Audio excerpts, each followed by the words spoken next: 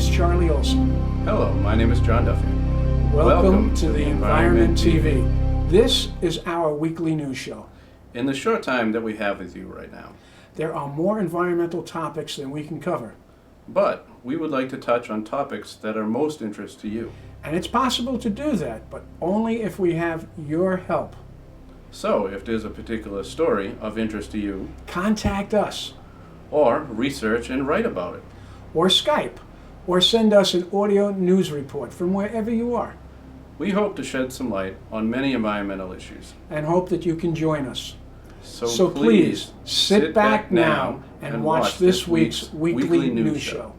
Thank you.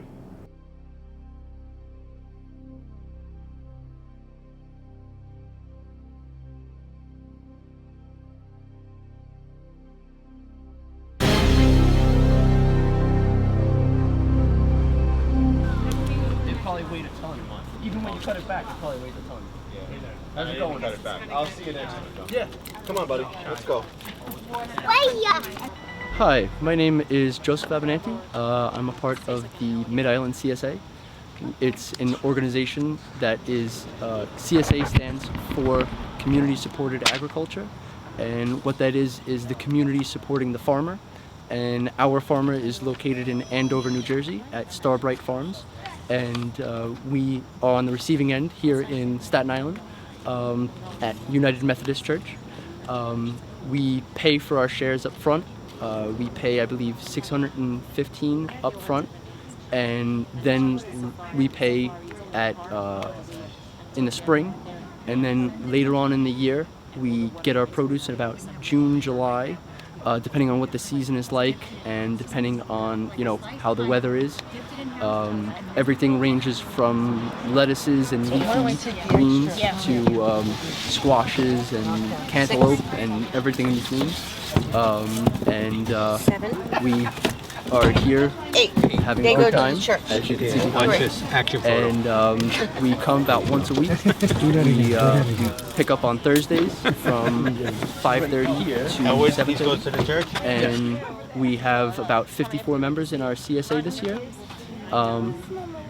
Everything's small to start off with, but it hopefully will grow bigger in the eventual. The farmer's name is John Kruger, and he's a very, very interesting fellow. He's been farming quite some time in his life.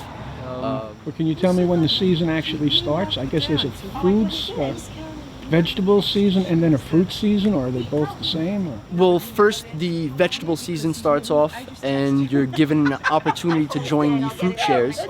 And the fruit shares come a little bit later on, maybe a few weeks later, because they first want to see how everything is going and who's interested in the fruit shares. They have to, we have to ask who's involved with the fruit shares, who would like to pay the extra money just for the fruit shares.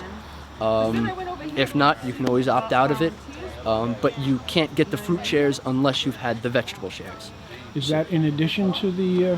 That's in addition to the vegetables, that's yes. Another $210? Another $210 of the it's 615 plus 210. Yes. So that's $825. Yes, that's all said and done. It's about $825 for both the vegetable and the fruit shares. And when does the season end? The season ends, I want to say, around Thanksgiving. That's what we were told, around Thanksgiving. And we have the option of signing up for a third, I'll call it harvest, so to speak. It's a fall crop harvest. So there's going to be a lot of potatoes, a lot of root crops, a lot of things for the Thanksgiving table. I'm assuming possibly corn, possibly, not sure. We still have to see how the season goes. It should be a bountiful harvest for the fall, which is called the fall extension. Right now the pickup time is always on a Thursday? Yeah, well, for the Mid-Island CSA, it's Thursdays at 5:30 to 7:30. We open the season at the beginning of the year for purchasing of the shares. And that is what, January, February, March? I want to say February, March. Don't quite quote me on that, but around March is when you can pay, and then from there you have until I think June or maybe May, and then that's when the cutoff is. And then we have a few weeks later is the actual vegetable distribution. So in about the end of June, the beginning of July, maybe the first week or two of July, that's when we actually start to give out the produce. That's when it's usually ready. And it is once a week. Yes, it's once a week. And And I guess that depends also on the weather and the crops and the harvest. That could change the fluctuation of the beginning of the season and the end of the yes, season. of course. At the beginning of the season, there's more cruciferous vegetables, more lettuces. What kind of vegetables was it? Cruciferous. What is that? Well, it refers to the flower actually. The flowers have, it's a four-parted flower that is cruciform, so it's called a cruciferous vegetable. That's usually lettuces, your cabbages, I think kale is under that. A lot of your leafy greens, spinach. Actually, I'm not quite sure about spinach. I'll take that one back. But a lot of your leafy greens are cruciferous vegetables, and those are in the fall and the spring.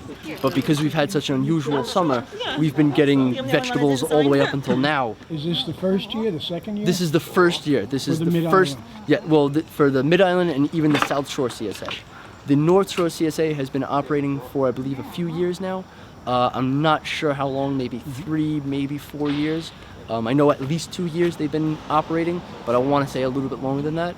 And how did you manage to get these members? I think you said 54 members at the moment? Yes, 54 members presently. Are they farmers themselves, or how did they become No. involved in this? They That heard you're aware of? they heard about it through solicitation rather, through either the founding member is a yoga teacher, so at the yoga studio she kind of sent out some flyers and stuff like that through word of mouth. I should really say through word of mouth.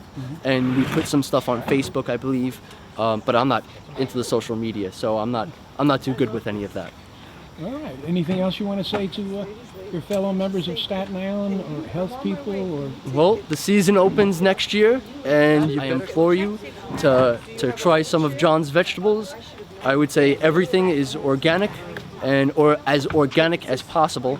If he has to spray, he will, but using organic means as possible. It's all organic, all local in New Jersey, and you can't get much better than that. Well, thank you very much. Well, thank you. Well,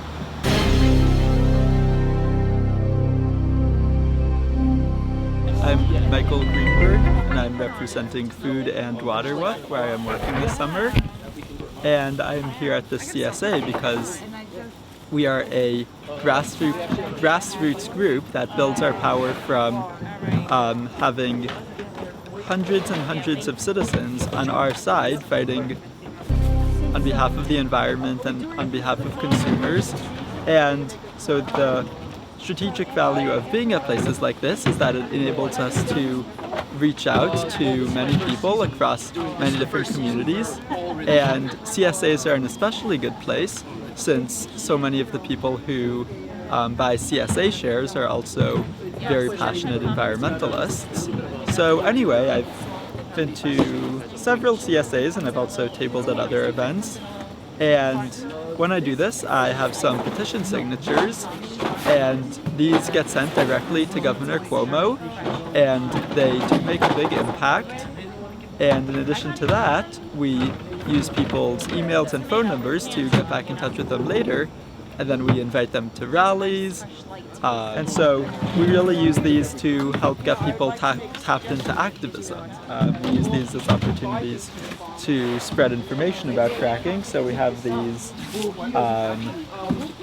these sheets about the impacts of fracking on New York farms. We decided to have these specifically because focusing on farms is an approach that resonates with many CSA members. And we're also advertising for our Fracking Reality Tour, which is coming up on September 6th. This tour will take people from Midtown Manhattan into central Pennsylvania, the heart of fracking country. And it will show people just how dangerous and just how damaging fracking is, and we need to fight in order to keep New York State fracking free. And what would you like to say to all the people who are here today in Staten Island? Sure. Staten Island has a really fascinating history with natural gas. Several decades ago, there was a natural gas processing facility that actually exploded, killing many, I believe even dozens of people, causing significant environmental harm, causing significant post-traumatic stress disorder, etc. And so places like these are really at the front lines, in a sense, of the fight against fracking. Just as much as places in the fracking fields of Pennsylvania and in the fracking sites of Colorado and in the fracked areas of California are. There's a big movement now actually to export natural gas. For example, there's a proposal to build a facility in Long Island called Port Ambrose, which would export natural gas. Also in Maryland, this project called Cove Point is, the government is trying to rubber stamp it, although there's been some significant backlash. And so there's really this enormous wave of pressure coming in from industry, from businesses, from conservative politicians in support of fracking, and having citizens at the grassroots level who are concerned about things other than corporate profit, things such as health, environment, human welfare, etc.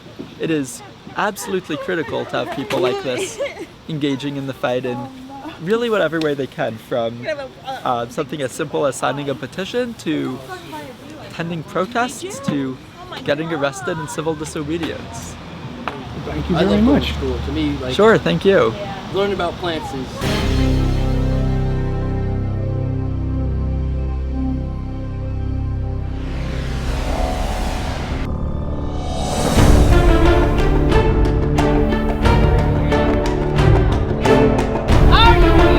is prepared to take to the streets of the 21st. Now we suffer with mold and mildew in our apartment, okay, where people develop asthma. And I'm here for my children and my grandkids.